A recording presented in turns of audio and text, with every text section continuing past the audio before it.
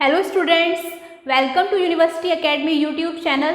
आज हम लोग एक्सपोनेंशियल सिग्नल डिस्कस करेंगे। थोड़ा सा रिकॉल कर लेते हैं कि लास्ट क्लास में हम लोगों ने क्या पढ़ा था। लास्ट क्लास में हम लोगों ने बेसिक सिग्नल डिस्कस करे थे, जिसमें हमने कुछ इंपॉर्टेंट सिग्नल्स जो कि बेसिक से उन्हें डिस्कस करा था, जैसे कि impulse signal, unit step signal, ramp signal, signum function. चलिए फिर आज का टॉपिक स्टार्ट करते हैं, जिसका नाम है एक्सपोनेंशियल सिग्नल। ये बहुत ज़्यादा इम्पॉर्टेंट टॉपिक है। इसमें अगर हम सिग्नल की रिप्रेजेंटेशन की बात करें तो हम ये कह सकते हैं this signal is in the form of x T is equal to A e की पावर अल्फा टी। यहाँ पे ये बताया गया है कि एक्सपोनेंशियल सिग्नल जो है इसको हम रिप्रेजेंट करते हैं इस फॉर्म में, यानी कि X T is equal to A E alpha T. Okay, और साथ साथ हम ये कह सकते हैं the shape of exponential signal is decided by alpha. तो ये पॉइंट आपको याद रखना है, ये इंपॉर्टेंट पॉइंट है। The shape of this signal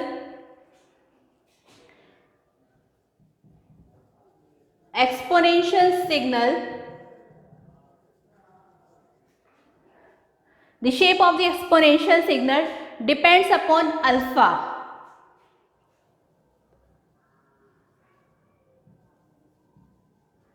alpha, ये जो अल्फा है ये shape of the exponential signal decide करता है।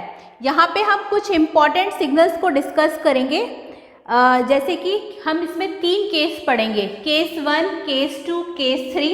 तो पहले स्टार्ट करते हैं केस 1 से, जिसमें हम अल्फा की वैल्यू को 0 रखेंगे। देन केस 2, जिसमें अल्फा हम ग्रेटर देन 0 लेंगे। देन केस 3, जिसमें अल्फा की वैल्यू को हम लेस देन 3 रखेंगे। ओके, जब हम केस 1 सिग्नल ले रहे हैं, यहाँ ए की वैल्यू को हमने 1 लिया है, तो हम कह सकते हैं कि एक्स टी हमारे पास जो सिग्नल है वो है X T is equal to E alpha T.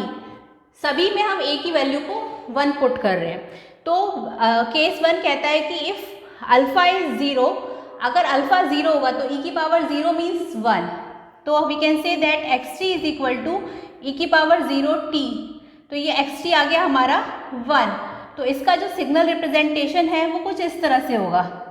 X T और टी के बीच में जो ग्राफ बनेगा वो यूनिटी आएगा, ये, और ये ओरिजिन है। तो ये है आपका केस 1 के लिए। केस 1 के लिए ये ग्राफ आएगा।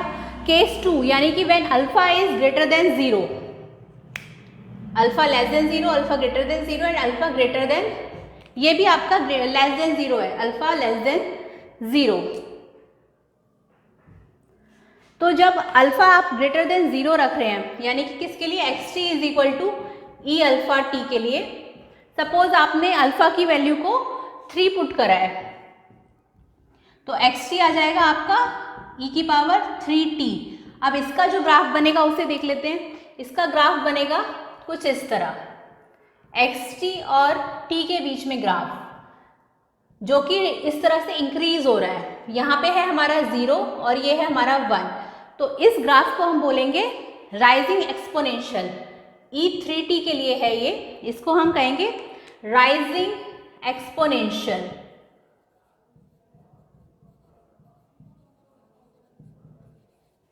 Okay, now for alpha less than 0, alpha less than 0 के लिए सपोज अल्फा की वैल्यू को हमने -3 पुट करा है। अब जब अल्फा को हम -3 रख रहे हैं, एक्स टी की वैल्यू हमारी सेम है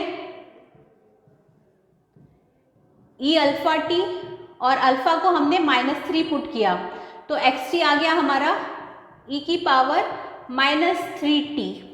ओके, नाउ यहाँ पे जो एक्स टी और टी का ग्राफ बनेगा वो बनेगा कुछ इस तरह, ये 0, ये 1, और ये है हमारा डिके हो रहा है। तो we can say that it is rising, it is decaying exponential. तो ये आ गया हमारा decaying exponential.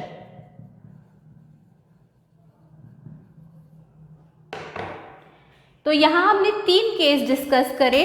Case 1 when alpha is 0, case 2 when alpha is greater than 0, case 3 when alpha is less than 0। और आपको सबसे ज़्यादा इंपॉर्टेंट पॉइंट ये याद रखना है कि एक्सपोनेंशियल सिग्नल जो होते हैं उसको हम इस फॉर्म में रिप्रेजेंट करते हैं, xt is equal to A E alpha T. और अल्फा जो है सिग्नल की शेप डिसाइड करता है। जैसे कि अल्फा को जब 0 रखा था, ए हमने यूनिटी लिया था तो ई अल्फा टी आया, ई 0 टी रखा तो ई की पावर 0 1 होता है तो ये 1 आ गया, यानी कि इसकी शेप इस तरह से बनी यूनिटी फॉर्म में।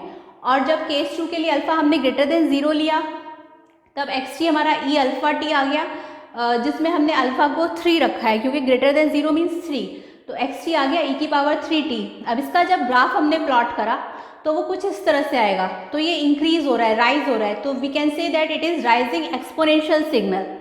देन केस 3 के लिए when alpha is less than 0 में हमने वैल्यू रखी -3, -3 0 से छोटा होता है तो xt is equal to E -3t। अब इसका जो ग्राफ बनेगा वो डिकेइंग बनेगा like this, so we can say that it is decaying exponential. यहाँ पे हमने वैल्यू को पुट करा था -3, तो ये -3 के लिए ग्राफ था e की पावर -3t। तो ये आपके 3 हमने डायग्राम डिस्कस करे जिसमें अल्फा ने सिग्नल की शेप को डिसाइड करा। एक बार unity, then rising exponential, then decaying exponential. तो इसमें आपको बस इतना ही याद रखना है कि एक्सपोनेंशियल सिग्नल अगर आपसे क्वेश्चन में कहा जाएगा कि पूछा जाएगा कि ये ग्राफ क्या है तो आप कहेंगे it is rising signal, rising exponential signal. और ये क्या है, ये आपका राइजिंग डिकेइंग एक्सपोनेंशियल सिग्नल है। ये तो आपका एक्सपोनेंशियल में ज़्यादातर नहीं पूछा जाएगा, इम्पॉर्टेंट ये ही दोनों हैं और यही आपको समझाने थे यहाँ पर, इसलिए बताया गया कि राइजिंग एक्सपोनेंशियल और डिकेइंग एक्सपोनेंशियल में आपको डिफरेंस याद रखना है कि क्या होता है। तो ये तो रहा एक्सपोनेंशियल सिग्नल के बारे में। आई होप आपको आज का लेक्चर क्लियर हो गया होगा। नेक्स्ट क्लास में हम लोग पैराबोलिक सिग्नल को डिस्कस करेंगे। तब तक आप इसे अच्छे से पढ़ें और अगर आपको कोई भी डाउट है तो आप मुझे कमेंट सेक्शन में जाकर बता सकते हैं। हम ये जो सिग्नल एंड सिस्टम सब्जेक्ट पढ़ रहे हैं ये सिर्फ सब्जेक्ट आपका state university exam wise important नहीं है, ये गेट एग्जाम वाइज भी बहुत ज़्यादा इम्पॉर्टेंट है। तो आप इसे अच्छे से पढ़ें और अगर इसके कोई क्वेश्चन आपको ऐसे लग रहे हैं कि जो नहीं हो रहे हैं तो आप मुझे कमेंट सेक्शन में जाकर बता सकते हैं। और अगर आपको हमारा ये लेक्चर पसंद आया तो इसे ज़्यादा से ज़्यादा लाइक, शेयर और सब्सक्राइब करें। और नेक्स्ट लेक्चर में हम लोग पैराबोलिक सिग्नल को डिस्कस करेंगे। Thank you.